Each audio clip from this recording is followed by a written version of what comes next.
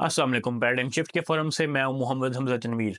Viewers, हमारा forum हमेशा से एस्पायरेंट्स के लिए, चाहे वो सीएसएस के हों या पीएमएस के हों, उनके हकूक़ के लिए आवाज़ उठाता रहा है। और आज की इस वीडियो में भी मैं केपीपीएमएस के रिलेटेड, केपीपीएससी के एक डिसीजन से रिलेटेड एक खबर लेके आया हूँ। व्यूअर्स, जैसा कि आपको पता है कि पिछले दिनों हमने कुछ कवरेज की थी सीएसएस एस्पायरेंट्स की, जो एक लीगल बैटल थी अगेंस्ट दी एफपीएससी। जैसा कि इस्लामाबाद हाई कोर्ट के जस्टिस मोहसिन अख्तर कियानी साहब ने भी अपनी लास्ट जो हियरिंग थी उसमें फरमाया था कि हमारा जो जुडिशल सिस्टम है, बल्कि मुल्क का तमाम ही जो सिस्टम है वो कोलैप्स कर चुका है और आप हम लोगों से कोई उम्मीद ना रखें। जो भी एस्पायरेंट्स वहाँ पे कोर्ट रूम में मौजूद थे, मैं खुद वहाँ मौजूद था, तो उनको मुखातिब करते हुए मोहसिन अख्तर कियानी साहब ने ये बात कही थी कि आप लोग हमसे कोई उम्मीद ना रखें। हम जितने भी 45 साल से ऊपर के लोग हैं, हमसे उम्मीद ना रखी जाए, और हम आप लोगों से उम्मीद रखते हैं कि आप इस सिस्टम के खिलाफ लड़ते रहें, एक जस्तजू करते रहें, ताकि मुल्क में कोई अच्छा निज़ाम आ सके। तो उस वजह से सीएसएस के जो एस्पायरेंट्स थे वो एफपीएससी के खिलाफ अपनी ये लीगल बैटल जीत ना सके, और एट द एंड हुआ ये कि जो सीएसएस के स्केड्यूल जारी किया था एफपीएससी ने, उसके मुताबिक ही एग्जाम आजकल के दिनों में हो रहे हैं। और इसी तरह की एक सिचुएशन का सामना केपीपीएमएस के एस्पायरेंट्स को भी था कि केपीपीएससी का एक ये फेलियर है और एक फ्लॉ है कि वो पीएमएस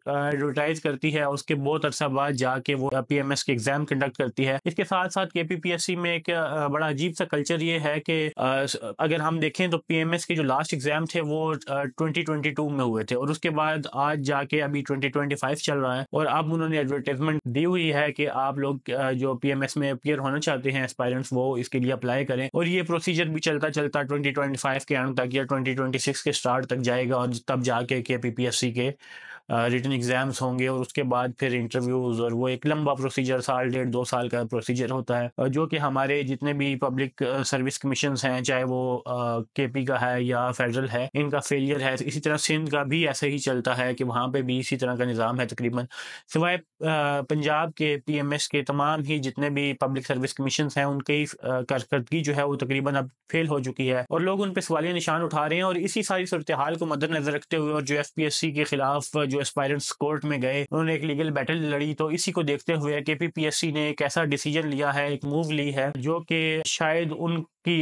एक ऐसी अटेम्प्ट है कि वो जितने भी एस्पायरेंट्स हैं उनको थोड़ा कूल डाउन कर सकें। उन्होंने किया ये है बेसिकली कि उन्होंने जो पीएमएस की अटेम्प्ट्स हैं उनको इंक्रीज कर दिया है। पब्लिक सर्विस कमीशन के जो भी कम्पिटिटिव एग्जाम्स हैं उनकी जो अटेम्प्ट्स हैं उनको इंक्रीज कर दिया है। वैसे होता ये है कि आप सीएसएस करें या पीएमएस करें या कोई भी पब्लिक सर्विस कमीशन का एग्जाम दें, कम्पिटिटिव एग्जाम अगर आप दे रहे हैं, जनरल रिक्रूटमेंट की मैं बात नहीं कर रहा, अगर आप कम्पिटिटिव एग्जाम दे रहे हैं तो उसकी 3 ही अटेम्प्ट्स आपको अलाउ होती हैं, सीएसएस की भी और पीएमएस की भी। तो केपीपीएससी ने ये किया है अभी कि उन्होंने एक डिसीजन अनाउंस किया है कि वो इन अटेम्प्ट्स को इंक्रीज करके 4 पे लेके जा रहे हैं, और उन्होंने ये अनाउंस किया है कि ये सिर्फ पीएमएस की नहीं होंगी, अगर कलेक्टिव ये 4 अटेम्प्ट्स होंगी, जिसमें अगर वो कोई और कम्पिटिटिव एग्जाम देते हैं, जैसे कि सिविल जज का एग्जाम है या जुडिशियल मजिस्ट्रेट का एग्जाम है, तो वो भी इसी 4 में काउंट होगी। तो आल्दो कि ये उनकी तरफ से एक बड़ा स्टेप है, उन्होंने अपने तौर पर एक बड़ा स्टेप लिया है, लेकिन एस्पायरेंट्स के हक में ये बेहतर नहीं है। उसकी वजह यह है, कहा जा रहा है कि वन टाइम एज रिलैक्सेशन दी है, जिसकी अभी तक कोई भी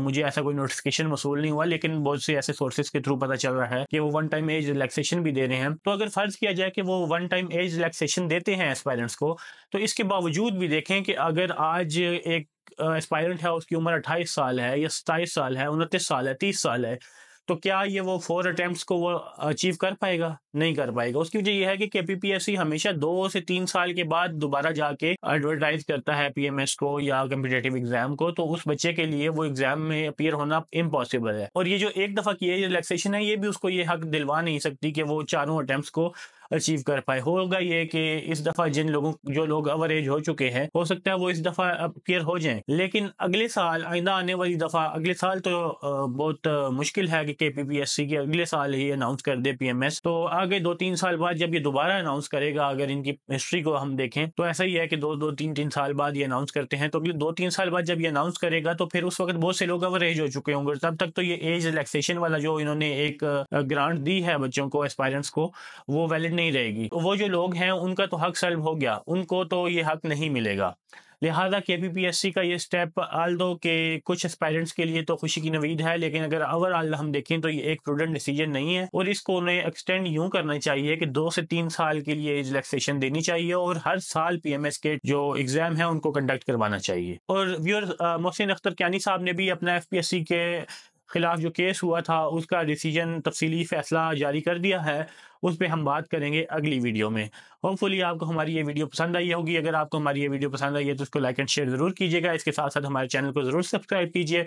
और अगर आप एक एस्पायरिंग राइटर हैं और आप अपने रिसर्च आर्टिकल और रिसर्च पेपर्स को पब्लिश करवाना चाहते हैं तो डू विज़िट आवर वेबसाइट, जिसका लिंक डिस्क्रिप्शन में गिवन है।